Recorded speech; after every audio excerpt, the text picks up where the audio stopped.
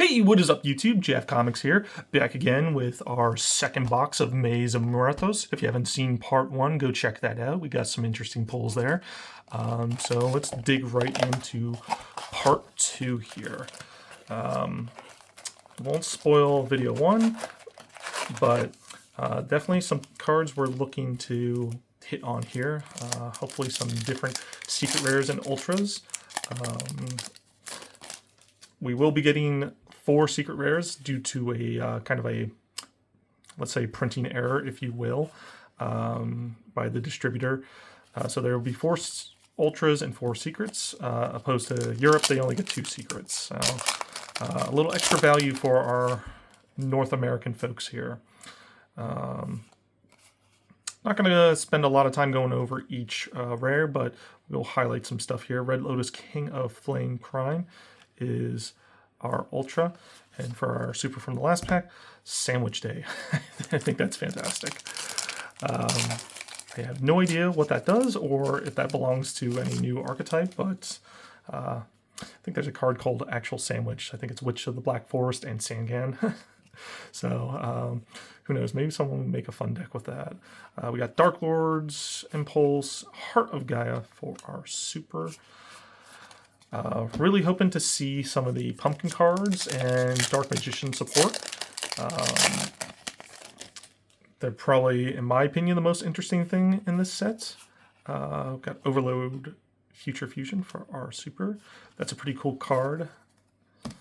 Kind of taking the place of Future Fusion from back in the day. As we all know, that card is pretty nutty. I do believe it did get an errata, so it's not as crazy as it used to be, but... Ooh! And our first chibi card, Gaia the Fierce Knight. Great throwback here. Let's take a look at that. I'll tell you what, the secrets don't really pop as much in this set. And then our other rares here. Space things out a little bit more. There we go.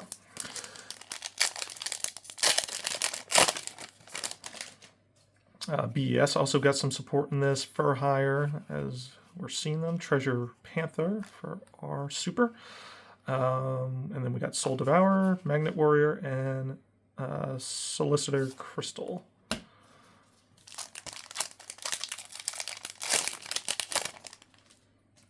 Oh! No material. That is a good reprint. I believe this only came secret.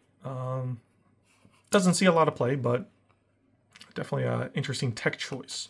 Another great reprint is Furious Dragon here. I'm glad to see that now has another reprint, and the accessibility of that card is available now. That's the great thing about these side sets is that, you know, cards that only really had one printing. I think Vampire Sucker was one of those. It might have came as a super in one of the mega packs. But, ooh! Hold on. Let's highlight this. This card I think is crazy. Well, especially for the Call the Haunted deck, the Pumpkin deck, if you will. When this card is activated, it sets up to 3 Call the Haunted from deck and grave. And then until your opponent's end of their next turn, you cannot special summon except zombie monsters from the graveyard. Zombie monsters or monsters from the graveyard, except... Oh, okay, I'm saying... Okay, so you have to special summon zombies from the grave with this. Okay, I mean, that's not too bad. With 3 Call the Haunted, that shouldn't be a big issue. Plus, if you have Zombie World up on the field, that should help out quite a bit. So that is a great ultra. Happy to see that. All right, moving along here.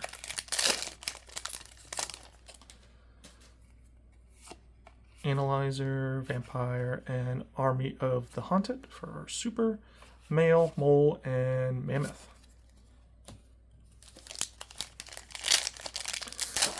Hopefully we get a collector's rare out of this set. Out of this box, I mean. That would be fantastic. Vortex of Time, my favorite. The Time Wizard is on there. Also comes as a chibi card in this set, so definitely looking forward to that to add to my collection. I don't know how many chibi cards are in here, but I think this is like an all-time high. I want to say there's probably like close to 10. Matador Archfiend. All right. Now I'm going to go ahead and guess. Wow, that pack just kind of blew right open. This should have a secret rare if I'm guessing correctly. No secret. Interesting. Magnet Warrior Omega Plus. Now let me just double check because I feel like in the last video I also missed a secret rare because the holo printing just looks kind of funny.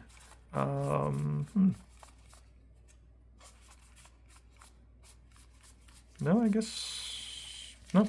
I don't know.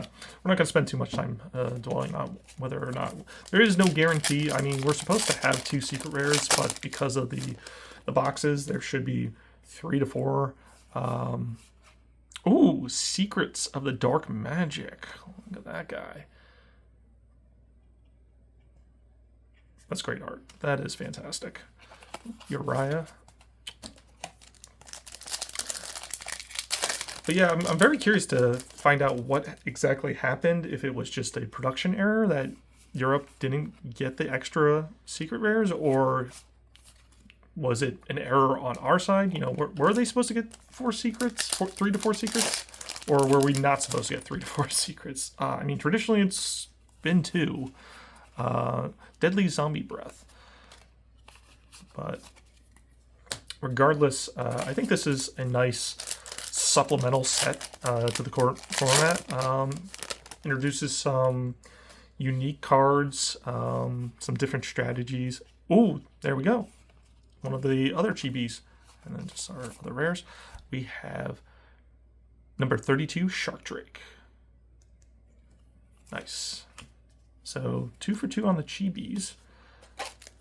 Hoping to see something like Illusion Gate. I mean, even the Pumpkin King XYZ, whatever that's called, or just even the Pumpkin King of Grave Ghosts. I think that would be excellent. We've got Dark Lord, more Magnet Warriors. But yeah, like I was saying, there's some definitely interesting cards that I don't want to say will contend, but will definitely be splashable in some of the current decks that are out there. You know, just some more options. You know, that's the best part about Yu-Gi-Oh! Is that, you know, we're able to play cards from such old sets and cards that are getting old cards that get support, like such as Call the Haunted, Zombie World, things like that, and be able to use them in strategies today. Oh, there we go. I thought this was a secret, but I guess I was wrong. So, Pumpkin King, the Great Ghost King. Let's give that a look. Love the art on that. So 2 level 6 zombies to make. And then while you control Call the Haunted, your opponent cannot target zombie monsters you control with monster effects. Okay. So a little monster effect protection there. I like to see that they're kind of limiting certain protections. In some way, I'm glad they didn't say, you know, just cannot be targeted by your opponent. So at least you can still use spells and traps to out that card. Blanketed protection, I don't feel is ever a good thing, unless it's like a crazy card with all sorts of restrictions to bring out. We got Dark Karibo. Another Karibo card. Love that. I just don't think that's terribly healthy for the game. But let's see what we got in this pack. Maiden in Love with a damaged corner. Excellent. Love getting damaged cards just fresh out of the pack. Oh boy.